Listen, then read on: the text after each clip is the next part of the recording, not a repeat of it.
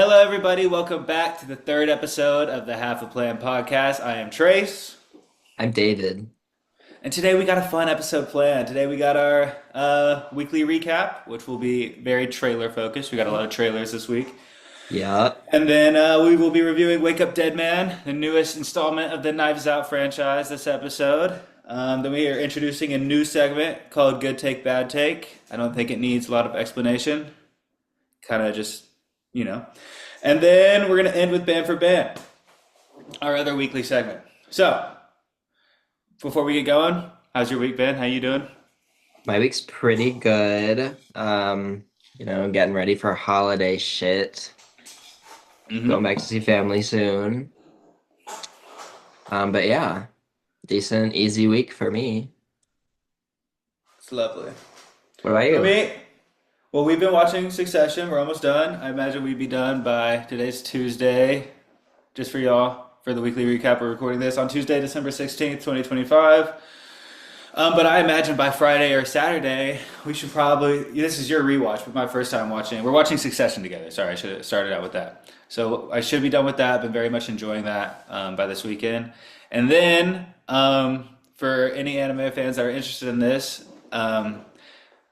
I've said in the first episode that I'm a huge One Piece fan, but that's really the only anime out of the big three that I've watched. I've watched a lot of other animes, but they none that as big as One Piece. But once I finish Succession, I do think I'm going to start Naruto if that's something you're interested in. I know One Piece versus Naruto is a very big rivalry within the community. I have a very hard time believing that I will like Naruto more than One Piece, but it's been enough time. I think I'm ready to start another thick or long, anime journey. So I will be starting Naruto as soon as we finish Succession. If that's something you're interested in, let me know. I can do like a weekly kind of update, like recap before we start every episode, just to keep y'all informed on where I'm at in the series and how much I'm enjoying it and all that good jazz. So I just want to let y'all know that if that's something you're interested in. All right, I'm you want not. to do? I know you're not. It's not for you. It's for them. You want to do a weekly recap? Sure. All right, so we got three trailers we're going to be focused on today, which is the Supergirl we're going to start with, Supergirl trailer, the Avatar live action, Avatar Last Airbender live action season 2 trailer, and then the Doomsday trailer, leaks, release format, basically all the news that came with that. There will be a spoiler warning before we talk about that. I don't think it's going to matter that much because the trailer comes out tomorrow or in 2 days, so I don't think it's going to matter that much. But if you care, it will be there. All right, you want to start with Supergirl? Yeah. Like mid. Mid. I thought it looked Yeah. fun. It I get looks it. fine. Yeah. Like there was nothing striking visually about it for me. Yeah. And like I kind of agree with everyone on Twitter when it just looks like he's making Guardians of the Galaxy yet again. Right. But he's. I mean, I agree. It definitely looks Guardians like way more than Superman did. But he's not directing it, so I thought that was interesting. But I know he Yeah. has a lot of creative control in it, so I don't Yeah. know. I, Maybe he. I, I don't think it's what the DCU needs after Superman failed to light the world on fire. Okay. I think that's fair. I thought that was interesting to have Superman and then Supergirl to open your new cinematic universe. I would have liked. I mean, I don't want to say Batman, but he's really the only DC character I kind of care about. But I thought it'd be cool to do like a lot of people hold Green Lantern in such high regard, and he's been done dirty in the past with Ryan Reynolds and all that. So I thought that would have been an interesting choice to do, or maybe just someone unknown because James Gunn kind of has a history of making C-list characters A-list characters like Peacemaker and the Guardians, and so I thought that would have been something cool to do too. I'm sure once we see it, it might make more sense. I'm still excited for it because I know I like Superman more than you. I thought it looked fun. I thought it looks visually good. I like the line where she said, I'm assuming she's talking about Superman, saying like he sees the good in people and I see the truth. I like this kind of juxtaposition between she like lost everything when Krypton got, and she's been a loner and an outcast, and I kind of like this addictive personality kind of um, it's just a more real take. So I think that that can be very interesting. I've heard also rumors that say it's going to be the darkest superhero film we've ever seen. I find that hard to believe, but I'm here for it. So yeah, I'm excited. I didn't think the trailer showed too much, which is good, but just gave me a little taste. And I think, yeah, I mean, I'll be sad. I'll be sad. I'm going to see it. That's pretty much all I have to say about it. Yeah, I didn't really give a fuck, and I still don't think I do. That's fair. I mean, yeah, that's fair. All right, Atla. Before we talk about this, you want to talk about first of all, I don't know if I said this in episode one, but Avatar: The Last Airbender, the animated series, is my second favorite show ever made. I So also love the animated series. I didn't watch it as a kid, but watched it during COVID, like so many other people, and it's amazing. And season one of the Netflix show is hot garbage. it's Like fine. it's so It's bad. fine. It's No, okay. It's worse than the show, obviously, but it's better than the movie, than the Shyamalan movie. It's fine. it It's fine. doesn't justify its own existence. I can agree with that. But I mean, if you're just gonna give it to me, then like, I mean, it's fine. We've talked about this when it came It's out. not fine though. Like the acting is horrid. They're making changes to the story that are not good. Okay, well, hold on. This is what I want to talk about. Okay, so with the trailer, there's two things. There's two notable things that I noticed. One, Toph looks great. Like I'm gonna keep it a stat. Okay, first of all, besides Iroh, Toph is my favorite character, like in the main gang. So I was very excited to see her. That little up close shot with her eyes and the hair, I was like, yo, she looks good. And then I don't know what I want to call it, the vibration realm, if you will. You know, when the lights and it's all dark, that looked great. And that's a lot of the trailer. The trailer is only 70 seconds long, so that's a lot of it. But there is something that I noticed that I got a little concerned about, and a lot of people are talking about it, is that Appa is there during Serpent's Pass, Oh yeah. means they're not doing Appa's Lost Days, or they're reframing it and saving it for later. Appa's Lost Days are my least favorite part of Atla, but that is not because I think it's bad. It's just it's frustrating and hard to watch Aang be like that. But it's good for the show. Like I understand it for the show. I just hate that string of episodes where he like it's hard to watch for me. Because I mean Appa's also one of my favorite characters too. It's just it's difficult to watch, but necessary for the show. So to cut that out, I mean, I wouldn't like, I just don't understand why it doesn't make any sense. Um, yeah, because then why would they go in the Serpent's Pass and not just fly? Exactly. But Appa looks like he's holding people, so maybe but then why wouldn't they just go back and forth? I don't get it. I They don't better get not it. cut out Appa's Lost Days because that is like I think my favorite arc of the show. Like Right. that's I mean, those yeah, I that understand why you'd say that. from when he loses himself to or from when Aang loses Appa to when he's eventually found. That's like some of my strongest episodes. And Yeah. it's because Aang is in piss because Appa's gone. Yeah, no, I mean, I get it. It's just so hard to watch Aang being pissed. But no, I agree. Like, it's definitely So, but I good for wouldn't the put it show past and for the Netflix to character. utterly ruin season two, like they did season one. But what I will say about the trailer is the visuals looked quite good. Um, Hmm. I'll I thought give the it to Earthbending it. looked good. It all looked very expensive, like whereas I didn't even think that in the first season. Like there were some times in the first season where it was iffy, but everything here looked great, What do you think of Toph? except for the fact that Aang looks like he aged Yeah, like 4 years, yeah. which is insane. Which is And insane. like, you know, if only there was a medium where that wouldn't be the case. Yeah, no, I know. I mean, he does look on. I mean, this is a Stranger Things problem rearing its head at Netflix once again. Um, so I mean, if there's only one more season, I don't know how much worse it could get. I don't know how old this kid is. I should have looked that up. But yeah, no, it's definitely noticeable. You don't even have to watch the trailer. You can just look at the poster. I didn't even know there was a trailer until recently. I thought you sent the poster and you said he looks on, and I thought that that's all we had. I didn't know there was a poster until like 2 days ago, or a trailer, excuse me. But yeah, the only positive I see from it in my eyes, I know you are, what do they call him? A Zutaro fan, aren't you? Or am I wrong in that? Um, I mean, I don't think any of the romantic relationships in the show are particularly fleshed out or like great. Like it's romantics for 13-year-olds. Okay, fair. I just think But him being older might, because he was really young, and Katara definitely wasn't in season one. But now that they kind of look the same age, maybe they might do a little Katang. I don't know. they I just would like never, that. in terms of Aang and Katara, I never felt like they got past the little brother problem. Because like that was a problem in season 1 and 2.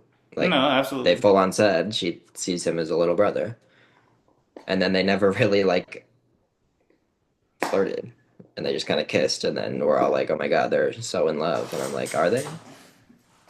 Yeah, I mean, I think what you say about it being a good romance story for kids is fair. But I don't know. I do like that. I do like that I don't know. side of I'm it. not watching live action Avatar season 2. Like I didn't watch season 1. I You did watched watch two season one. episodes. I watched Oh, 2 episodes and quit because it was horrid. well, I'm gonna watch it Okay, because I'm well, interested. enjoy your Eh, slop. I will. I will. And we'll talk about it when the day comes. All right. Now this is the big one. We got a lot of Doomsday news.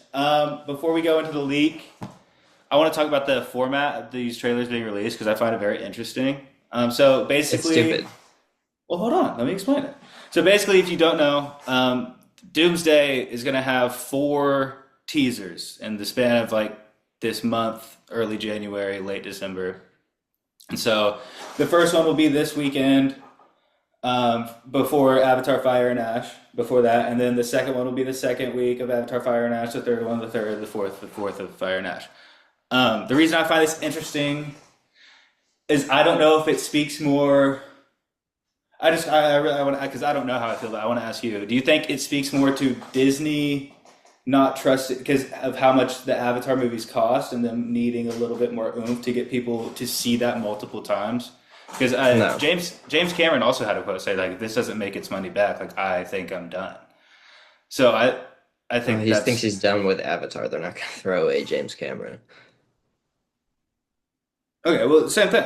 It needs to make its No, money. not same thing. It is There's a same lot of thing. people that want him to be done with Avatar and move back to making original shit instead of having 20 years of his career being I took that Avatar. being as he's done making movies. No.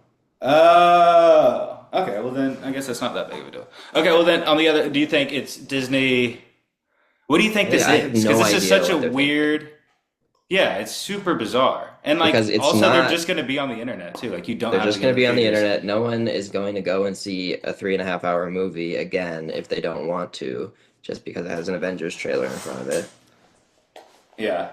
Um, and from what we've seen of this supposed first trailer, it's like, okay, like Mm-hmm. should we You get want to into just that? yeah, let's just do it. Spoiler warnings. It's not if you care. I mean, you shouldn't, but if you do. All right. Spoiler warnings for Doomsday first teaser leak. Basically, the trailer is Steve Rogers on a motorcycle pulling up to him and Peggy Carter's house, and he walks in and holds his son and looks at him, and then it just says Steve Rogers will return and Avengers Doomsday. Um, you take the lead? You just start with this, would you? On the one hand, I see why they're going back to the original Avengers because they have not built up a new Avengers Yeah. at all. Like there is not a squad going into this movie Mm-hmm. that anyone cares about, Yep. except like the most Marvel Glazers ever. Like I liked Thunderbolts, and they are, yes, the new Avengers, but they are not strong enough to lead an Avengers movie yet. Um, Mm-hmm. I think that's fair. so I see why they would bring back the OGs, but like I don't I don't have confidence, and it does not light my world on fire at No. all. No. And that's like I think that's my biggest thing. I feel like the more information or the more pieces to the picture I get for this movie, the more blurry the picture is and the more I get confused. and it shouldn't be like the more information I get, the more excited I should be. Whereas I'm getting more information, I'm like, what the fuck is even like what is this movie? Like what are you doing? I seriously don't understand how this is going to work in any possible way. Like you could take like in my opinion some of the greatest filmmakers or writers of all time and give them all this shit, and I don't understand how they make it work. And I know it's the Russo brothers, and they have Civil War and then Infinity War and Endgame, which are some of the MCU's best in my opinion. And didn't they do Winter Soldier? Am I tripping on that? Is that them Yeah. too? Yeah, like they got an MCU. And Like they've they gone on to have since do some of the worst movies for right. Netflix. No, I'm aware of that as well. But I'm just saying their MCU track record is very strong. So I want to trust that. I also want to trust that Robert Downey Jr. and his involvement and how hands-on he was in early Marvel. I want to think that he would not do something like just do this for the dollar. But at the same time, everybody has a number, and I'm sure his was very fat. I don't know where you go. I know we're going to get more information in coming weeks, and I know that Kevin Feige and the Marvel team have said as soon as we get from a year out, which is pretty much a week away, that we're going to like start really cranking this marketing stuff because we've really been like we don't really know much besides the chair announcement and that whole thing. So I do think we'll get more, but every time I get more confused. Like every time you do more stuff and tell me more, I get less excited and more worried and just like I don't know. I don't see a world in where this works. I don't see a world where this makes any sense. And I don't know Yeah. how you do this and then not only do this and make this movie, but then what do you do after? Because then it's just I just don't get it. I'm extremely worried. I know I'm a bigger Marvel fan than you are. Um, so I think I have a little bit more stake in the game, or skin in the game, I should say. Uh, Yeah. I guess I hope that it flops because you want it to, I mean, it's not I going to. It's do. going to make a Because billion dollars. then we're gonna finally that'll be the final like nail for our obsession with like cinematic universes. And I'm so over it. Like I would much rather if we're gonna keep doing these superhero movies, just have a separate Standalone comic. contained like the Batman Hmm. or like even Joker that I hate but people love. And Right. I obviously see that Joker has more artistic value than like current MCU and DCU shit. So I just I like I kind of like watching it crash and burn. I think people want more standalone movies, and I wish that we had more evidence of that. I think I wish we could look back at the numbers that Fantastic Four and Superman made and said, like, see, like, look. But they didn't make that much money. And maybe for Fantastic Four, you could say audiences don't have a lot of experience with those characters, and when they do, it's been bad. But you could also kind of say the same thing for recent Superman, but Superman is he's Superman. So I think that alone should carry it more than Fantastic Four. But those movies didn't really make that much money either. I don't think it's a superhero fatigue thing. I just don't. Because every time Spider-Man comes around, people come around. And I don't think Okay. And Batman are the only characters that can make money. I I just, go ahead. you don't think superhero fatigue is a thing? I mean, I don't know. Like when it's done well, everyone loves it. Like everyone loves Invincible. Everyone loved The Boys until it got a little redundant, but people are still watching The Boys. Right, I'm but still gonna those are watch The Boys. unique. They are unique, but they're still superhero. I don't know. Like when it's done correctly, I think it works very well. Yeah, but I don't know. Those also aren't like they're popular in our circles, but they're not like on the top Yeah, of the charts. that's fair. That's also fair. I mean, I definitely think it exists. I shouldn't say it doesn't exist. I don't think it's as big as a factor as a lot of people do. I just think we're getting, as you like to say, slop. I think we're just getting a lot of shit. And I think this Doomsday, from what I've learned about it, might be the sloppiest shit I've ever seen in my fucking life. And it irritates me. And not that I was even that, I mean, I'm always going to be excited for Avengers movie, or for an Avengers movie, but just from post Endgame Marvel, like I wasn't even that excited anyways, but now I'm just like fucking mad. If I'm just keeping this like now, I'm just angry because I don't like stop. And that's also a thing when you do in game and you introduce time travel, like that opens a whole gate to shit like this. Um, but just I don't know, man. I just don't want that whole saga, the Infinity Saga, to mean nothing just because they're trying to save their own fucking ass because they can't figure out how to make those movies or just repeat what they did. And like you can't. That's why it's special. Like you can't repeat what you did. You should know that. Like you're never gonna do that. That's one of the best casted like franchises. Like ever. Like you're not gonna be able to do that ever again. I don't think. Um, so yeah, I don't know. I was just pretty upset when I saw the leak. And yeah, that's my piece on it. You got Yep. anything else?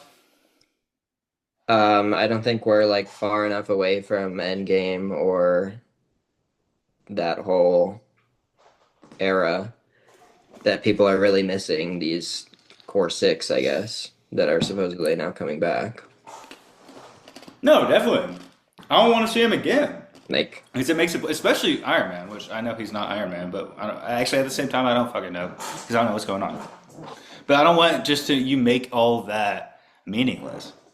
Like that was just let it be what it is because it was great and meant a lot to a very very vast majority of people.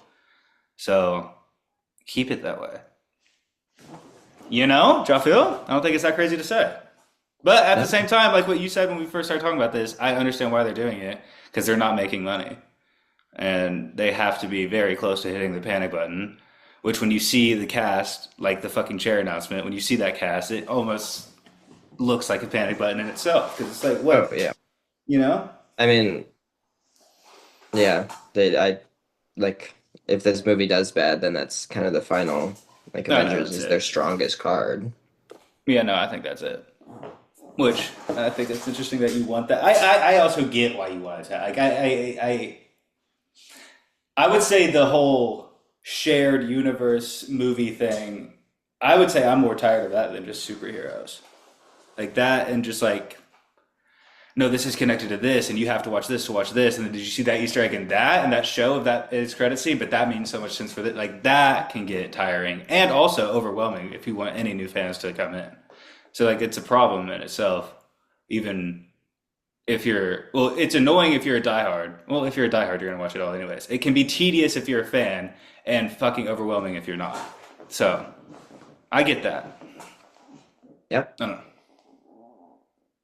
All right, that was kind of a spiel, but I'm glad that felt good. I wanted to get that off my chest. You want to do Wake Up Dead Man? Sure. Is that what it's next? Yeah. Do you have anything else you want to say? Not about Avengers. Well, it No, looks no. like okay. All right. Wake Up Dead Man. All right. We both seen it. I've seen it once. Have you only seen it once? You're gonna watch it again tonight, right? I think so. Unless it gets canceled, which is looking like it might, but we'll Okay. see. Well, I want to watch it again, and I'll tell you why when we talk about this. Okay, you want to do our little countdown thing? Yeah. All right. Here are thoughts for Knives Out or a Knives Wake Up Dead Man, a Knives Out story. Is that the A full Knives title? Out mystery. A Knives Out mystery. Thank you. Here are our thoughts about Wake Up Dead Man, a Knives Out mystery. Three, two, one. It's It good. was amazing. All right. You lead off. You lead off. Um, I loved it so much. I thought it was really strong and a lot better than Glass Onion. Yeah. Well. Um, Yeah. better than Knives Out 1 in some ways, worse than Mm-hmm. Knives Out 1 in others, but really just to like I enjoyed myself throughout and I loved the mystery and I loved the religious aspects of the movie Mm-hmm. because as someone who is not religious really at all, I have always struggled to connect to stories that weave in religion, Mm-hmm. um, especially that like try to make you feel or understand what that may feel like, I guess. Um, but I felt like this one did it with flying colors.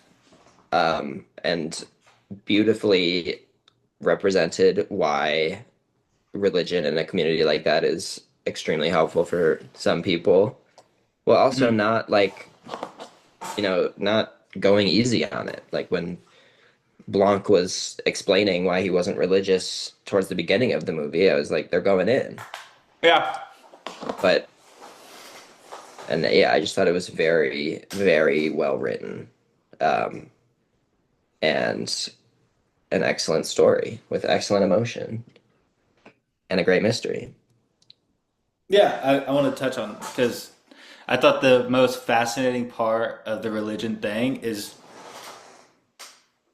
using that in a Benoit Blanc story, which is a character whose only motives that we've known about him like ever is the truth. And what a lot of people say about like specifically Christianity and like the Bible is like, either all of it's true or none of it's true. So when you put that character in that kind of subjective belief system, I guess is a way to say that. I found that extremely interesting, and I thought it really worked.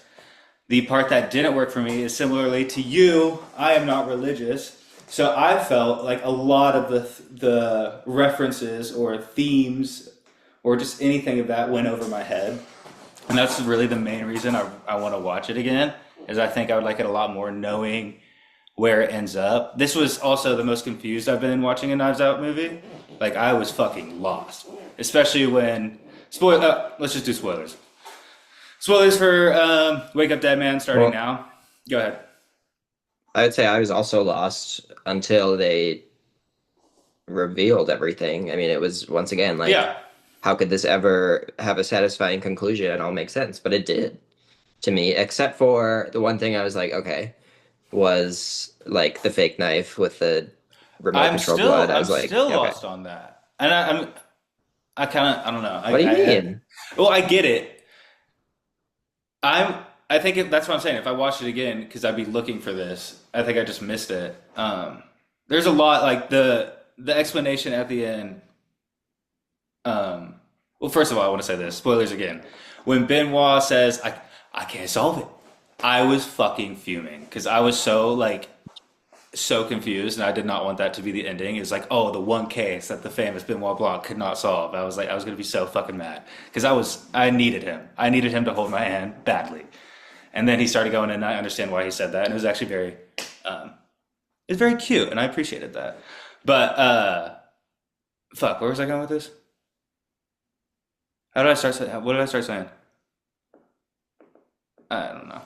Um, oh yeah, my bad. Yeah, it's just the explanation itself. It made sense, but I don't know. I find my biggest question. First of all, I don't know if it satisfied me as much as the first one did. It definitely did more than the second. But the first one, when that whole explanation came, like that was it was close to being porn for me. But this one, I got it and I was having fun. Again, I still really enjoyed it. I just think a second watch would do numbers for me, like absolute fucking numbers. My biggest question is the death, like the actual death, not with the knife. But did Jeremy Renner's character like put that shit in his flask so he would die? Like what, or did he know he was gonna die? Like why did he die? You know what I mean? Because he drank from the flask and then died, right? No, Right. he passed out Oh, passed out and then died when when he Jeremy stabbed him. Renner stabbed So him, he was still alive when Jeremy Renner stabbed him, unconscious. unconscious, Yes, but beating hard, right? yeah, Okay. See, I was very, I didn't, I needed a rewatch on that because I didn't know how, and why did he pass out? because he drank the poison, or not Because he poison, the tranquilizer. tranquilized. Okay. Okay. Yeah, yeah, yeah, yeah. No, dude, I'm telling you, I need to rewatch this damn movie. Um, I, yeah, I think it's quite sound, like a pretty watertight mystery. There's not like, it all does fit together if you understand it, I guess, which that might sound condescending, but I do think that's the case. no, I just think I missed it. I think I was too focused on other parts of the story, and then I overlooked like the little parts that were then further explained. I don't know. I would love love, love, love to watch it again. I think it would very much make me like it more than I did, and I still loved it. Just spoilers for the later review. For me right now, it'd be a 4 out of 5, which is very good. I could definitely see it being a 4.5 out of 5. I don't know if I could get to a 5, but I don't know. My mind changes all the time if I watch it again. But sorry, it sounds like I didn't enjoy this movie, and I don't want that to be the case. So can I just glaze it for a little bit? Yeah. All right, I want to glaze it. I'm so happy that this movie got back to the same sort of aesthetic of set design that one had. Whereas like these movies are so like one and three, and I mean two is as well. But what I'm trying to say is like the antique set design, the kind of just like royal, if you will. Like I don't know how to describe it, but like the interior design of the house in one is so fucking beautiful. It's like it's well shot, but like it's almost impossible not to shoot well because everything is gorgeous to look at, anyways. And I felt like three, whereas two is like a very modern kind of like billionaire house with like modernized art, which isn't it's not as grandiose as the set design in 1 and 3, where it's beautiful architecture, like structurally wise, and just like great props. Just it's very good to look at, and I know 3 is probably the best shot of them all, but like I just don't know how you make it ugly with all the set pieces you have to play with. So I'm glad that went back to that. Am I making any sense when I say this? Yeah, but I do think 1 and 3 are quite distinct from each other. Definitely. I'm just saying like I mean, one's a man. What you're saying is you didn't like the set design of 2. Yeah. But I thought, I mean, yeah, but sure, sure. Fuck you. Sure. Um, which is fair. It was fine, but it wasn't memorable. Yeah. It was just like modern billionaire. Um, but yeah, I thought it was beautifully shot and lots of shots that were quite strange and weird that didn't have to Hmm. be. Then I thought was excellent because of that. Like when Josh O'Connor was in the woods, it was all beautiful. Those are some of my faves. Those are some of my faves. I also like all the, pretty much every time a window is used, whether that be the upstairs little Josh's solo cottage room and the colors with that, and Benoit looking out of that. All of the stuff with that window is great. Obviously, all the stuff with the sun shining in the windows are great. I love the repeated shot of kind of what's the memory of the cross, how it's not, the cross isn't there, but the dust or I don't know how to describe it. You know what I mean? The absence of the Yeah. cross, but you see the outline and the doors open.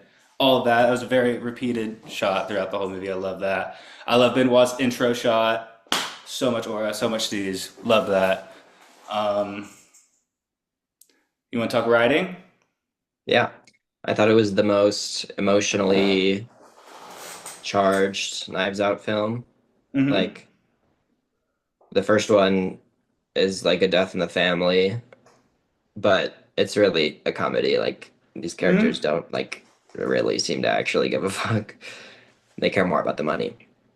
Yeah. Um, but there was real like emotion in these scenes with some of these characters, some characters that I didn't even expect, like the phone call.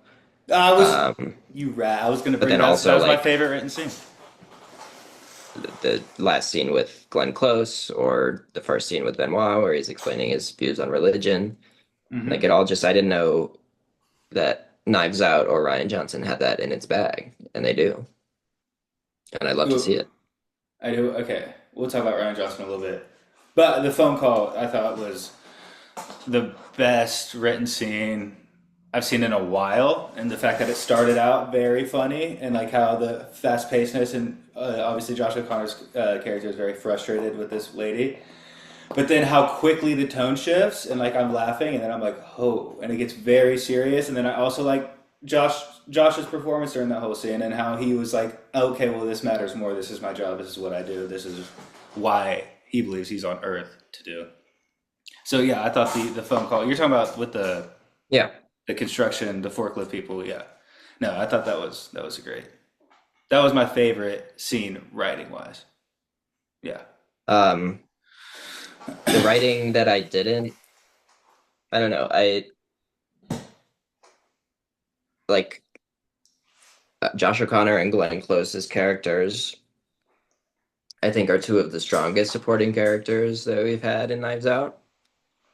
But the rest of the supporting cast doesn't have much to do. Yeah. I thought And go that's ahead. disappointed me because that's always been a big draw to these movies is getting a star-studded side cast that is eccentric and funny. I, Um, I I think the one that let me down the most, and it's probably because I was the most excited for him, and that's because of Fleabag, and he plays the priest in Fleabag, Me and then I too. saw the setting of this He was like, movie. what was the point? I don't know why he's there. And Yeah, also, just to speak on that, and if you want to involve the side characters more, this is something that I thought was just missing from the movie that you kind of set up was this like more than like a religious thing, but it was like that core group of attendees that would always come every Sunday and sit there while the others would leave when they get yelled at. But they obviously took that one day and stuck with it. But it's very culty, and I felt like the theme of cult, especially today, wink, wink, nudge, nudge, could have been expressed on a lot more than it was. And I also think that would have given those characters much, much more to do if they kind of explored that more. But yeah, the I don't know his name. I'm sure you do. Who plays Andrew the right? Scott. Yeah, I thought he was definitely the most underused. I wanted to see more Renner just because I mean there's so many Marvel people in this movie. You got Thanos, you got Hawkeye, and you have Sandman. Fucking great to see Tobey Maguire's Sandman. Haven't seen him in ages, but he was the groundskeeper guy who's always watching Yeah. the Cubs game. Yeah, just so yeah, I thought Renner actually Renner might have been used the most because he was a Renner, huge. I thought was like I liked how he was just an idiot. Hmm. Like Yeah. yeah, I liked. I guess I liked all the characters except for Mila Kunis. Um, You want to talk about that, or do you want to save? Because some of these we have in good take, bad take, but we can go on to it and just still talk about it in good take, bad take. It's up to you. um, let's just mention it. She was not right for the role. Yeah. Mm-hmm. Um, like the Took the role words right itself out of my mouth. was kind of just expository, When I saw but her walk on screen in a cop outfit and that hat, I literally went like out loud said what? Because like Mila Kunis as a cop just doesn't make any sense. Like that's just like not. I don't get that decision. She's never I mean, done. anyone can be a cop if they pull it off, but she I didn't. kn- I just thought it was weird. It didn't make any sense to me. But I mean, I guess that's true. If you pull it off, then yeah, sure. So yeah, sure. You're right. I was open-minded when she came on screen, but she did not win Hold me up. That's over. not because she's a girl. Hold on. Hold on. That's not because she's a girl. It's because of her previous roles. Don't do that. But But she's a yeah, pretty girl. no. But it's just her previous roles. She's never done anything like that. She's always like some love interest or something like that. She's never Okay, had so like. let her cook, but she didn't cook, so But she that's the did. problem. Yeah. Okay. Well, I'm glad you agree. I guess. But I didn't think she didn't like take me out of it. No. I No. was No. just Not at kind of all. like, okay. Yeah. But I still thought she had a few funny moments, and I wasn't like mad that she was part of the final reveal, like part of that group of people, Hmm. and that she was pretty heavily used, even though she wasn't really a character. She was kind of just like the police personified. She didn't really have any like character traits, I would say. Um, but yeah, definitely the weakest part of the movie for me. And I think her and just the sidecast not having as much to do means it's going to be a 4.5 for me, even though I want it to be a 5 really bad because I had so much fun and thought it's really well written. And I don't think like the fact that the side characters aren't used as much isn't necessarily a problem. It's more a problem because of how great the side characters were in one and two. Like if he Hmm. wants to make a Knives Out movie that focuses mainly on one person, Josh O'Connor, then that's Yeah. fine. It's just like then don't get a star-studded cast full of people I love. Then don't use them. You know. Hmm. Yeah. No, I agree. Um. I thought Kerry Washington was great. I loved her. She was cunty. Yeah. She was super And I good. loved her She's super fun, son super slash fun. not son. Yeah, what's his name? Because he was hilarious. He was Uh, hilarious, and like I didn't see his plot twists coming. no, no, no, no, no, no, not at all. Um, But his little fucking camera every scene, like I thought yeah, he's just a bitch, and I loved it. And when they're at the house, he's like, I got it all on tape, and they ran in the room to watch. Like that was so I love that scene, and that went into the phone conversation, that whole thing. So that kind of whole sequence was great. yeah.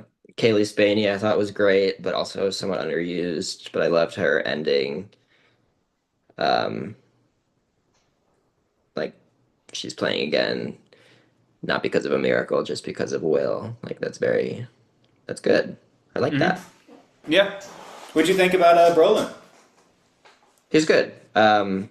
I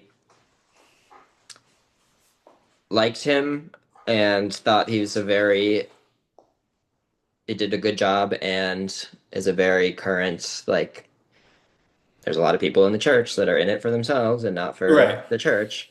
hmm Um, and I was getting a little like angry when he came back, quote unquote, and like broke Yeah. out of the crypt because I was like, I kind of wanted him to just be like a grifter. And then I Yeah. thought he was going to be more and like had the secret plan and everything. But then no, it turned out he just was just a grifter that got murdered. So Yeah. I ended up quite liking him. And like knowing the whole story, I think it works very well. It just kind of pissed me off when he supposedly woke up, but he didn't wake up. So Yeah. No, yeah, and I thought to kind of go off that grifter shit that you're talking about, I thought the Glenn Close line, I think it might have been the last word she spoke, is just when she said, "I confessed to the wrong priest." I love that. Like that was one of my favorite lines in the movie because right.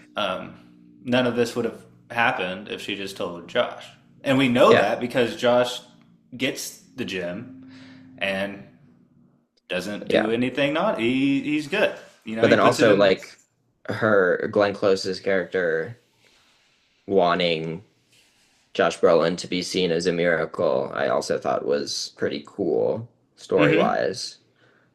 Um, Even though he's a piece of shit and she knew that, like you can still turn it into something good, I guess, depending on who you ask. But I loved Glenn Close's character and how they made her seem like just a typical super religious nun type. But no, she was working it all along and has depth and truly was the murderer, but her intentions were good.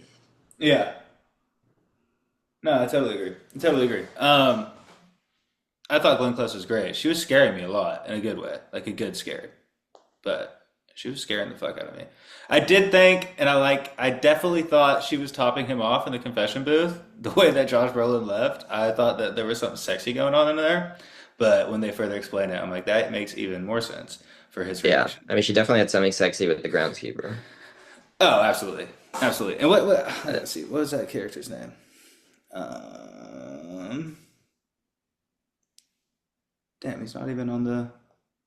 Where he at? Oh fuck, dude, Jeffrey Wright was in this bit too. I love seeing Oh Jeffrey yeah, Wright that around. was like also weird because he kind I of just love left. seeing him. I know, but it was great. It was great. Okay, the kid's He was name. also quite funny in the few lines he had. Yeah, no, no, no. When he was talking about everyone was glad that he punched him and shit, that was good Yeah. stuff. The kid's name was Cy. Cy was hilarious, and then Samson is the groundskeeper. So Yes. yeah, again, I think when I watch this again, which will be sometime this week, because I know my dad really wants to watch it, and I told him I'd watch it again with him because I want to watch it again. I do think my score will improve, but like I said Just earlier, right now I'm sitting at like a 4 out of 5. with Samson, like the way that these movies are playing with your mind and like what you believe, like first he dies and Glenn Close is hysterical and you think it's because um she's outside of this murder and she's just seeing people around her get murdered and she's hysterical. And then you realize that it was her behind it, so you think she's faking being hysterical and the bad person. But then you realize it was Jeremy Renner, like just making a quick time decision. So she is hysterical because her plan didn't go the right way. I'm like, and that all happens in the span of like 5 minutes. hmm And I just think the writing in these movies, or at least one and three, is quite spectacular. Yeah, I also want to watch Glass Onion again because the only time I've seen it is in theaters when it came out. I would like to watch it again. I don't think that it's gonna make me like it more than one or three, but I want to think I'm just hoping it's not as big of as big as an outlier as I remember because like I love this franchise so much. And the cast in two is great as well. Yeah. So yeah, I want to rewatch. I've seen the first one probably 4 or 5 times, and we also rewatched it recently in preparation for this. But yeah, one, two, and three. I mean, like I said, I'm going to rewatch three very soon. But I would also like to give two another gander because these are too good. One and three are too good. Two can't be missing that much. I feel like it's been a while since I've seen it, and one is a bit hard to follow up, anyways. So yeah, do you want to do good take, bad take? Do you have anything else you want to say? I think I said everything I wanted to. Let's do it. Just one sec. Yeah. Oh wait, no. Well, we'll get into this in good take, bad take because I didn't get to glaze Josh O'Connor, which I really fucking wanted to. All right. I'm just going to go down the list. We have 9 takes. Pretty self-explanatory. We're just going to say good take or bad take. We'll take turns and give our reasoning after. All right. Wake Up Dead Man is the best of the Knives Out franchise. The best installment of the Knives Out franchise. You want to start with me? Good take. Not my personal take. I think it does things better than one and things worse, so I guess I would have them kind of equal. Mm-hmm. But I'm not gonna be mad if anyone says that, and I respect you for it, for sure. All right. I'm going to go bad take. Especially when we rewatched Knives Out like a week and a half ago. I was even trying to nitpick this movie or that movie, and it's fucking perfect. And the things that Wake Up Dead Man does better than, like the writing is probably more tight just because of how complex the themes are and how well they're handled. I don't And think this, Knives Out one is perfect. right. I think it overplays its hand a little when we start burning down buildings. Oh, when you leave the house and you kind of Yeah. go into the city, I get that, but this is my take, so just give me a sec. All right. Well, this is my take on your take. So Um, well, I didn't finish my take. The cinematography is, I just think the things that Wake Up Dead Man does better isn't much better than Knives Out, and the things that Knives Out does better for me, at least, is it's better than Wake Up Dead Man. There's a bigger gap than you know what I'm trying to say. yeah, The ceiling of Knives Out is higher than the ceiling of Wake Up Dead Man, and the floor of yeah, but you get it. I feel like yeah, you're making it way too complicated. You I just am, think Knives Out is better. I do. Okay. That's fine. All right. Wake Up Dead Man deserves a Best Picture nominated at the Oscars. Good take. Good take. Great Absolutely. take. Like It's this is such it a could win. it's amazingly acted, it's amazingly crafted, it's amazingly written, and it's timely, uh has shit to say, like nominate it. No, I mean I could see it. I mean we still have two pretty big movies that haven't come out yet, but It's not gonna get just nominated, but it should. why would it not? What would get nominated over it? For Best Like, Picture? yeah. I mean I mean, there's I don't like know the usually top six to 10 off seven. the top of my head, but Wake Up I Dead mean I Man would is not in say the I think one battle it's after not in the another is in there. conversation. Like I Why keep up to though? dates with Oscar pundits, and it's not on the radar. I don't get I that. don't I know mean, why. there's always the movies I that I think it's a good haven't seen take. I that think get it should be, but nominated. it's just not. Yeah, all right. I guess I just have to see the full list I because mean, there's always Netflix isn't the three that pushing I it. haven't seen. Well, Netflix Like isn't award shows are mostly pushing popularity movies contests. anyways. So All right. Well, we both agree. It should at least. Wake Up Dead Man has the worst supporting characters of the franchise. good That's take. that's a good take. That's a good take. Um, but also I would argue two of them are the best supporting characters in the franchise. Which are Glenn Close and Josh. Josh O'Connor. Yeah. Like just Which because we're putting too much goodness into them, so we don't have any time for the rest. unfortunately. Yeah, yeah, that's fair. But yeah, I think the first one. Are you saying the first one has the best, not the second? I'm assuming. Yeah, this first one has the best. I do like the supporting characters in the second. I just think the mystery is kind of stupid. Right. No, I agree. But I think, especially in the first one, everyone kind of has a moment. Like everyone gets a moment, Yeah, and that there's something to be said about Glenn Close and Josh O'Connor and the value of their moments. But I do like in one how everyone at least has one scene where you can remember their character for that. Um, and I just feel like that wasn't there in this one for all of the supporting cast in Wake Up Dead Man, right? Yeah. All right, Wake Up Dead Man has the best writing of the franchise. I'm going bad take. I'm going good take. Yeah, I'm just a Knives Out slut, man. The first one, it works for me so well. Maybe it's because it's more digestible, and I honestly, even though I've seen it so many times, I didn't when I finished it the first time. I didn't feel like I did when I finished this one. I didn't feel like, ooh, I really need to rewatch that because I think I missed some things. I just thought everything was very perfectly explained and explored.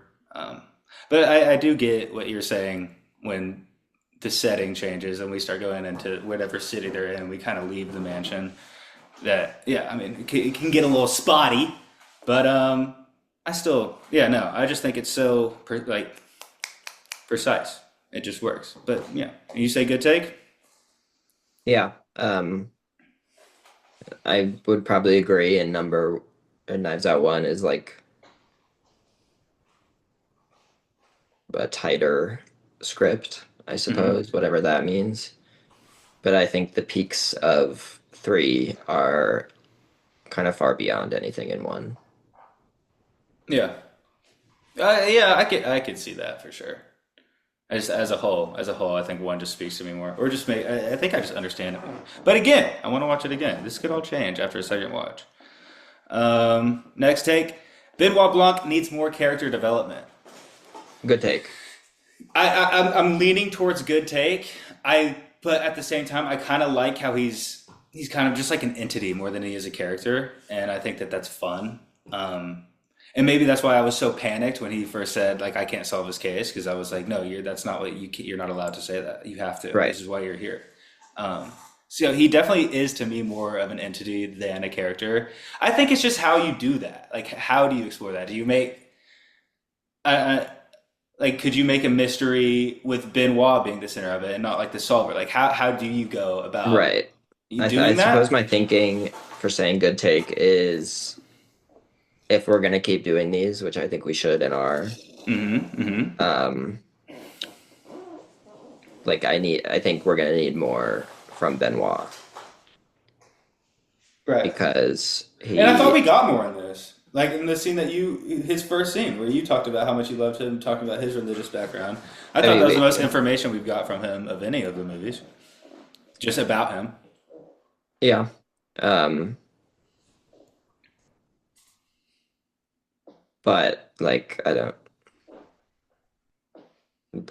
don't think I learned too much about Benoit. Like I could have inferred that he was not, Right, just by knowing the type of character he is. yeah, Yeah, definitely.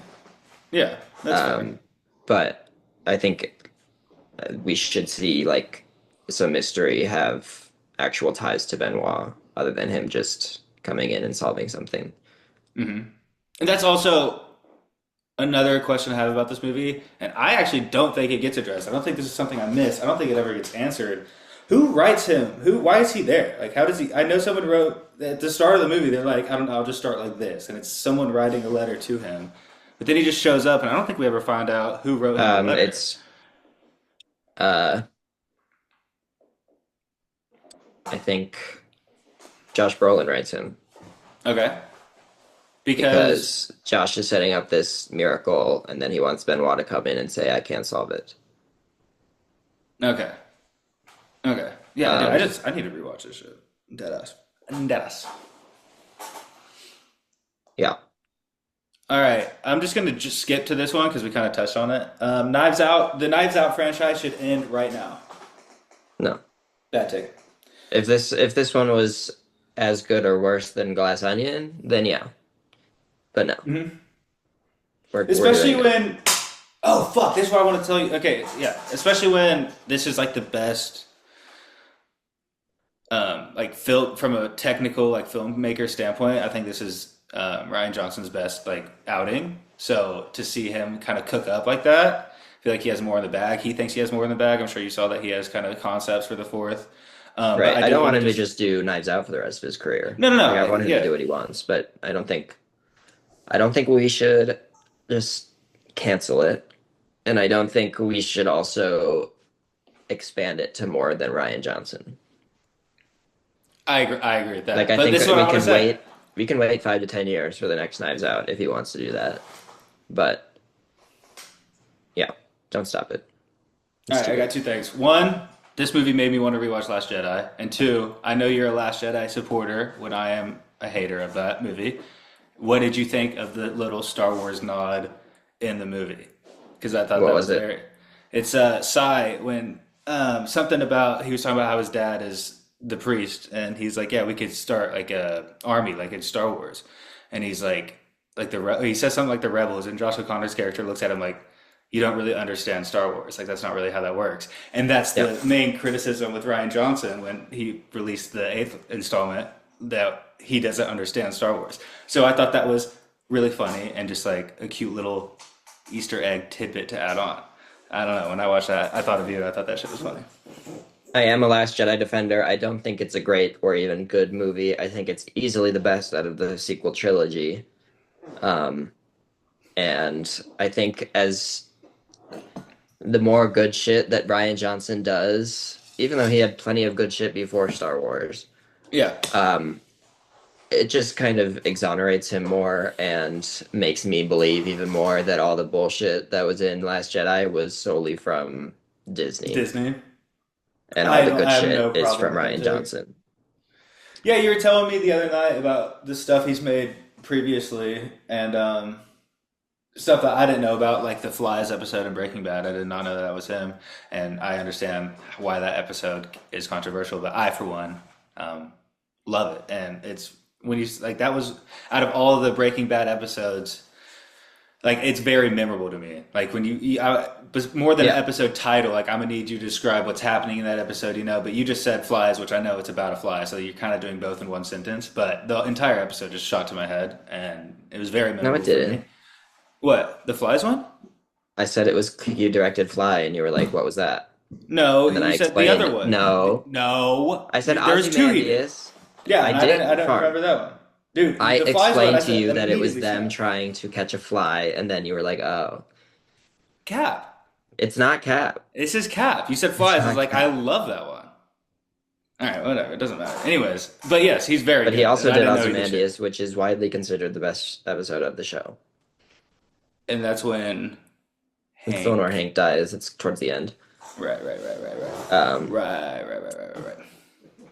yeah, he's great, He's really good. He has a deep bag, and I had no idea. and he's multifaceted. Like, there's plenty of directors that are amazing, but not plenty of directors that are this amazing and are also writing their own scripts. Yeah, definitely that. I definitely the writing part. All right, Mila Kunis delivers the worst performance in Wake Up Dead Man. Yes, Yeah, good take. good take. But again, I kind of touched on it. I just think it was a weird casted role for her, and I'm not really gonna blame that all on her. I don't know.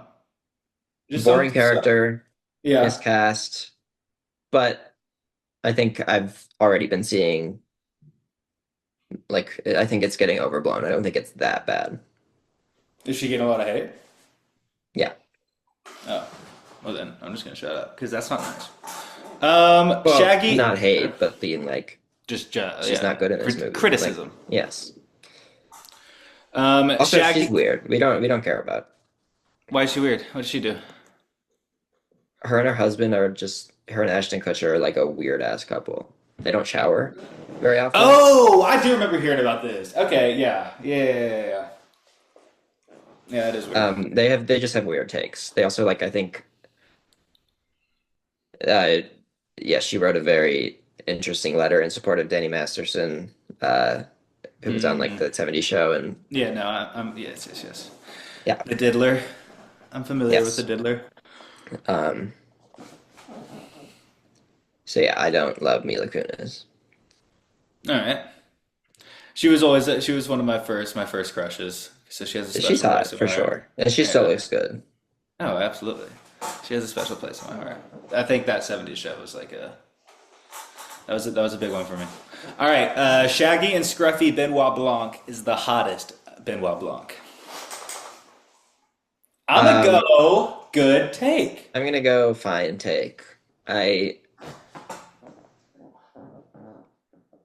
I think my ideal Blanc would be with the beard, but without the long But hair. without the yeah, this could just be I don't know. I'm having a long hair moment myself. So when I saw that, I was like, shout out. I appreciate it. I appreciate that. So yeah, I'm gonna say good take. I thought but I definitely could see what you did. The beard was doing things, but with the short hair, it could be doing even more. That's not a bad way to look at it.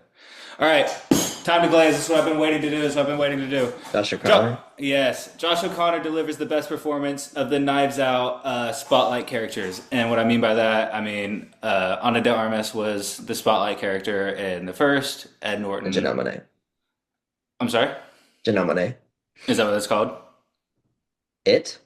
What are you saying? Janelle Janelle Monáe is the Oh, spotlight Janelle Monáe. character. Oh, I just thought you were saying it like a French word. Janelle Monáe. Okay, Janelle Monáe. Okay, yeah. And she's great as well. Super fine, super fine. And then Josh O'Connor. Yeah. I do think he's the best, but he also has easily the most to work with.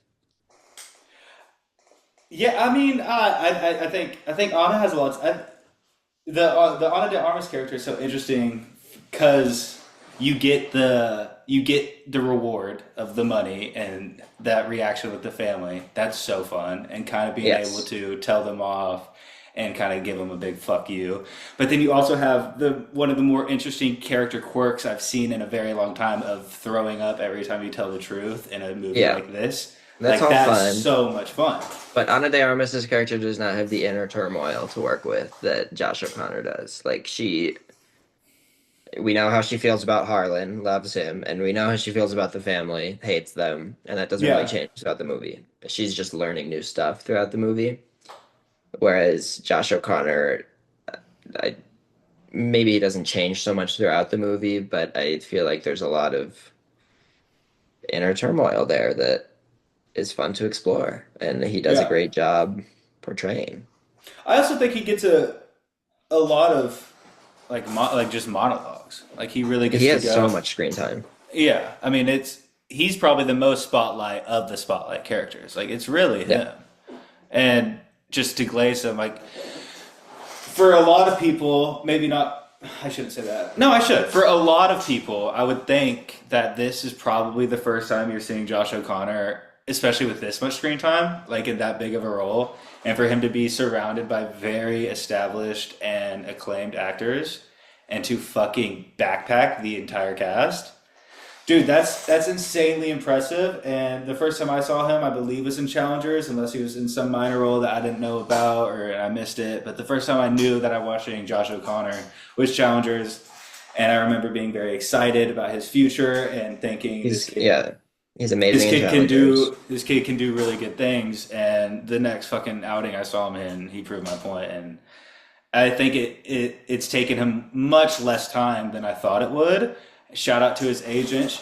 He or she seems to be giving him fucking amazing roles and kind of putting him in a fast track to not even like stardom, but just like respect as well. Like stardom you could be in like some big franchise or or even like a Marvel movie or something. But he's doing very mature roles. Did you see he's starring in the new Spielberg? I got a trailer today. Yeah, I almost put that in the trailer talk, but I watched the trailer and I didn't have much to say, but yes, I did see he was in it. Well, I do have something to say about that. People are hyping up the trailer a lot and are excited, but Spielberg has not released a great blockbuster in years.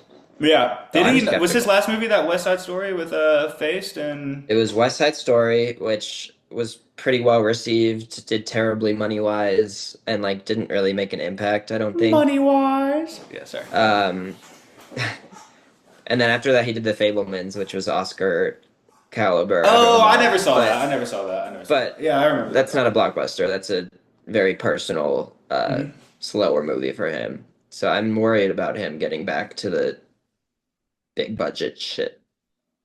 He hasn't been doing too good. But anyway, Well, he teased himself being I thought a. the trailer was good.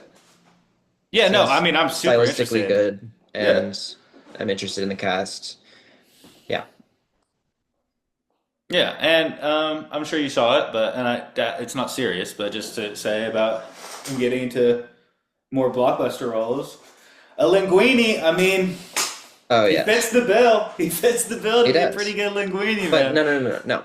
We're not making a live action I Ratatouille. don't want that. You know how much I love Ratatouille. I do not want that to happen. I was just saying that would make a lot of money. He can go as Luini for Halloween, and that can be enough. Yeah, he'd be great Linguini for Halloween. That's fair. All right, that is all of our takes. I feel like I glazed Josh the amount that I wanted to. Do you have anything else you want to say? No, let's do albums. All right, Band for Band. I started last week. Oh, also, just real quick, Band for Band is our weekly segment where we both give each other an album, and then the next episode we review it, and then we give each other another album, and the next episode we review that, and so on and so forth. You get the vibes. All right, do you want to start? I started last week. Sure. I don't even want to do this, dude. I don't even want to do this. I know it's gonna be Um, so horrid. yeah, it's not good. Yeah, fuck. Oh, What was the name of the also, album? It was by Nicholas Lamar, but I don't remember the name of the album, unfortunately. I think it is. I gave you the wrong one too, because then I never listened to it. I'm not giving you the other one though for this today, just so to ease your mind. Okay, It's called What Could. what could? Not horrible in any sense of the word, and he's proficient. It was all proficient, but I don't understand why this is an album that you are like, this is it, and this is what I want to show my friends. Like, what about this album is that good? Bro, it's just like I can't stop listening to it. And I don't hold it to like that regard where I'm like this is a 10 out of 10. I'm getting it on vinyl. No, It I was know. it was I was listening to it the first time the day before we recorded that episode and then all day previous to that. And I don't even think I had an album to give you and I was like, "Oh, I'll just give him that one." Um Immediately knew that this wasn't probably going to go well. It's very much my my speed and not yours. Dude, I just think it's so fun, and I'm more just I don't know. I think I'm just really excited for his future because I like what he's doing. I really do. I love his beat selection. I like his like he's just The fun, beats were and fine, but also they are very repetitive. it's Like, very much very my speed. homogenous listen for Dude, me. so much athlete bars, so much F1 bars. Like it's Yeah, so that's like the it's so opposite. up my alley, dude. It's just it's farm. It's just farm music and you know it is. And I should not have given it to you. I shouldn't have. I mean, you said it's not awful. What was your favorite song if you have one? Probably the closer, just because I was like, oh my God, that's what he's been fucking spamming. That's what I've been stimming on. Yeah. I thought yeah. Um, but even then, the beat on the closer was not it. Like, no, No, that was no, the not beat on it. the closer is not the that's not it's not the one. The beats I'm talking about are Breadlocks, Route One. The Route One beat is so good, and then Left Hand Layup. That shit is fucking fun as hell. Yeah, I know. I Um, played it while I was cleaning my apartment, yeah, so I was paying attention. I wasn't like looking at the lyrics as they were coming out, but I was definitely like, you there don't need wasn't to. You don't need to. anything else coming. I wasn't like working and listening. Right. But no song stood out as so bad that I was like, I'm skipping this. No song stood out as good. I was like, what's the title? Fuck, man. Like, Fuck. That's I think it's fine. cool that you discover like genuinely tiny artists and fucking become obsessed, because I have trouble doing that. Well, I mean, everyone discovers shit their own way. I mean, I just found them on TikTok, so I mean, I guess. But I also just like a lot of like my For You page is very that. Like Yeah. they often show me people like that. And I think Um, like this is kind of the opposite style of rap that I gave you for your album this no, week. it is. It And I is. think that It's if fun. anyone is to listen to these two albums, it will definitely show you my taste in rap. Not your taste in rap, because I think you can like both. Yeah, I know. But I I just can't like do like the rap. vibey the I can't do it. I can't do it. All right, give me a score. Give me a score. We'll move on. Give me a score out of 10. On Nicholas Lamar's album, Yeah, yeah, yeah. But uh yeah, what do you think? 5 out of 10. I'll Like take it, dude. I'll fucking it take does it. not it ignites no emotions in me. I'm just like, this is if someone told me that I it was AI know. generated, then I would be like, All okay. right, okay, no, no, no. I've been letting you say your takes. That one I'm not letting you get away with. There's also it's just like what I'm saying or what I said previously. It's the bar. It's just so my speed. Yeah, if I like Lewis Hamilton shit stand on top of the whip so they know who the fuck was just in it. Tough, like so tough. There's so many just little bars like that. I love it. All right, sure. you want me to do yours? Yeah. All right, I got Lil Sims, Gray Area. I got some notes here because I often forget what I want to say. Loved it. There was one song I didn't save, just one out of all of Just them, one. Wow. just one. And it's a quick listen as well, It 35 is minute it's a listen. quick, tight listen. This only song I didn't save was Pressure. That shit was not Okay. Pressure. But then went into Therapy, which is like, oh Therapy's a my banger. god, She's dude, spitting literally on so Therapy. fun, and the beat is so. Okay, we'll get into this. So yeah, I said it's fantastic. The beat selection is super unique in the way, um, like there's a lot less like 808s and like computerized sounding Yeah. beats. It's more. There's a lot of like real There's only instruments and really one track guitars. that's synthy. Yeah, there's a lot of guitars and stuff. It's And very like my bass favorite, forward. like I know this song isn't on this album, but one of my favorite songs by her, Gorilla. That beat is probably my top three, maybe top two, and like battling for top one. It's just it's hard to beat Color Greens for me. That beat is so good, but the beat on Gorilla is fucking fantastic, and she picks very unique beats. But this is like the main thing I noticed when I listened to a full album of hers. First of all, she be skating on these very unique beats, but like it's weird because there's like a part, and it will all happen in like the same like line, like before she even finishes the bar. Like it'll start out or maybe end. It doesn't matter, vice versa, with a very like digestible or like commercially accepted flow, and then she'll just flip up and like find these very complex pockets and rhythms and just like bounce off the wall, and it just works.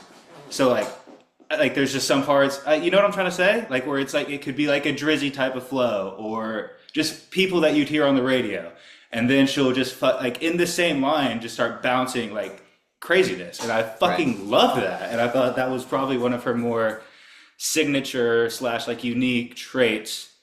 I don't know if it's just this album because I think she does the same in the other songs that I've heard from her. But yeah, she's just super fucking sick in the way she attacks um, beats and just her lyrics. Again, her lyrics. Just The speaking on lyrics are that, so they're really good. good. She's really good at her job. She's really good at her job. And for like the voice, because voices matter so much in hip hop. British rappers can be pretty hit or miss for me. It Yeah. really just No, for me depends. too. Yeah, but I think she's fucking wonderful. There wasn't a single time where I thought it sounded goofy, or I'm not even trying to be like fuck the Brits. I'm not that type of American, but you know what I mean. The Well, even like like Gorilla, she leans into it hard and it works. it works very. Yeah, no, I think she's just kind of sick. She's just kind of like she's just Yeah. dope. Um, Like that's she's able to like on a song like Boss, the lyrics are fun and playful and inflammatory.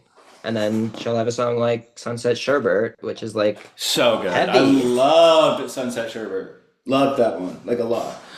Um, Before we started this or started recording, I was singing "Selfish," which has been stuck in my head a lot. The songs that I heard before I like listened to this whole album was "Offense," "Boss," and "101 FM."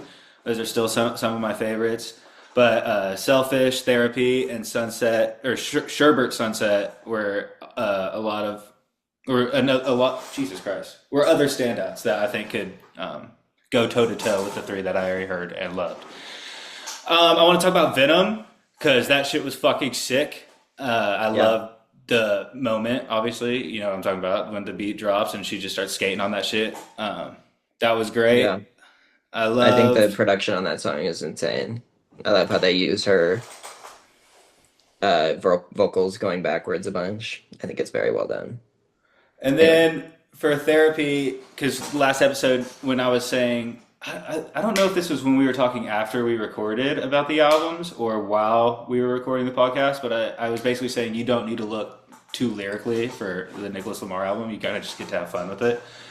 And you said, well, you should pay attention to the Lil Sims lyrics because you said she's on Kendrick level, and I thought that was interesting. You said that because the therapy song very much reminded me of Father Time by Kendrick Lamar, and like kind of the themes of I don't need therapy, it's a waste, but then like you kind of rhyme, and it's like oh, you kind of it sound, it's just like yeah, the just those type of elements to the song, and yeah, I thought that those songs are very similar in tone.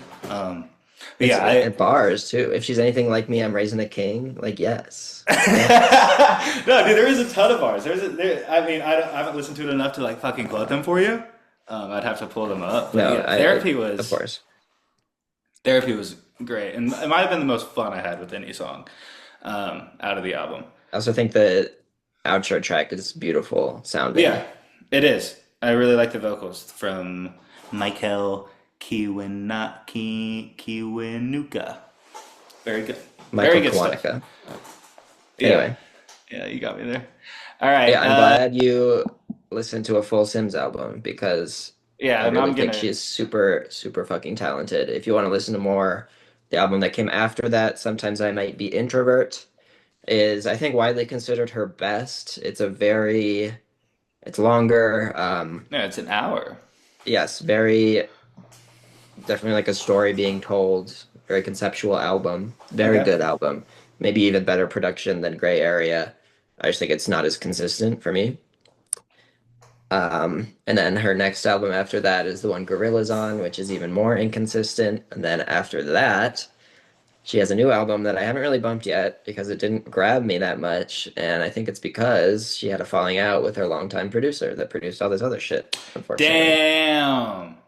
That's a shame. Right? But Yeah, I'm that is. it was very well received and people like it a lot. So I think I just need to give it the time of day. All right. All right. We are. I think we've been going for a long time. So let's do our this week's Rex and final thoughts and bounce. All right. I'm gonna go first because you started. I got another rap album for you, but I think it's one that you'll be more interested to listen to because I think you've been putting it off for a long time. But let's go ahead and knock out "Let God Sort 'Em Out" by Clips. Very Okay. acclaimed. I know you've heard a couple songs. I don't think you've listened to it all the way through. Kind of similar to Gray Area for me by Lil Sim. Yeah. So I'm giving it right back to you. I definitely think you're going to find way more enjoyment. I mean, I know you think positively, at least, of Pharrell, which is the executive producer. I love Pharrell.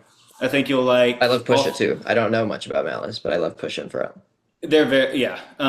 You're gonna have fun. I think you're really gonna enjoy the song "All Things Considered." I don't know why every time I hear that beat is so funky and weird. I just think you're really gonna fuck with that one. So yeah, that's my pick for you. You know how much I love that album. So yeah, I'm excited. I'm giving you Everything I've something heard from it better. is great, but I just never listened to it in full for whatever reason.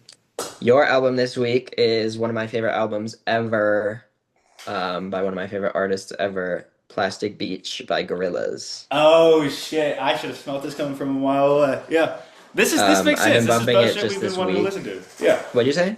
I think that's fun. Like you've been telling me to listen to that, and I've been telling you to listen to this for a very long Yeah, time, and now we're doing it. Plastic Beach it's got so many genres in it, um, but all still feels very cohesive. The production is just insanely lush electronic pop, um, and we need to put a lot of time for this section in the next week because I could talk about this album forever. But Okay. I think it is a phenomenal album with phenomenal feat. Just you're in for a treat. All right. All right, good. So final thoughts next week. Sounds like we're gonna put more time into band for band. And then have you figured out your avatar situation? Are you gonna be ready for that next week? Or I don't want to push Uh, that. we'll see. All right, that's okay. I mean, Uh, I think I could probably see it before next week. It would just mean I'm probably seeing it without Max. which, yeah, So I know how that is. Um, okay, anyway, well, yeah, we'll find out. So yeah, that'll be next week, and then week after that is probably Marty Supreme, and then the episode I'm most excited for is the half a award awards, half an award awards, which is our yearly award show. We'll be doing shit for TV, for movies, for video games, and for music. We'll be dressed up. We'll have presentations, champagne, wine, the whole fucking 9 yards. I've already been thinking about shit to do, and I'm we're really excited dressing for that up. one. I'm dressing up. I will have a suit on, Okay. Well, okay. and you should too. Yeah, that's the one I'm most excited for. And then in the new year, we'll do our most anticipated for the year episode, all that. So that's what's on the horizon coming up. Final thoughts for this episode. Loved it. Want to watch it again. Hope it sounded like I liked it because I really did. I'm just a little confused. But I'm slow, and sometimes it takes me a little bit. And then I'm happy you finished the album. And I know that that might not have been the best pick for you, but it just happened. No, I mean, there's definitely albums you could recommend that I would actively dislike. So That's true. Oh, I bet I got fucking stuff for Jaden you. Smith shit. What? That's weird you said that because I thought Will Sims looked like Jaden Smith in the cover of Gray She Area. kind of do. You kind of do. That's really funny you said that. All right, your final thoughts? What do you want me to say? I don't know. Party. Party. All right.